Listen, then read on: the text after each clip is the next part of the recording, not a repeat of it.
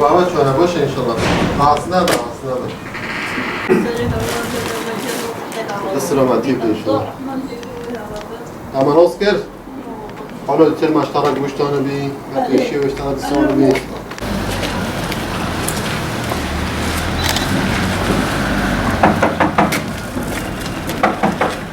Sağ ol.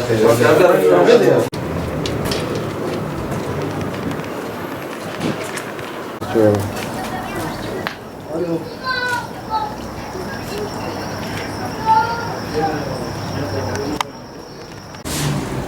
Ona çay başın.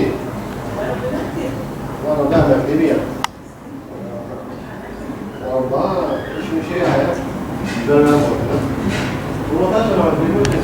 Değerli halkımız, Cizre Umut Kervanı olarak 2026 Ramazan ayı yardımlarımız başlamıştır. Bize başvuru yapan binlerce muhtaç ve yetim aile var. Hayırsever halkımızdan isteğimiz bu muhtaç ve yetim ailelere daha fazla ulaşmak için yardımlarınızı bekliyoruz.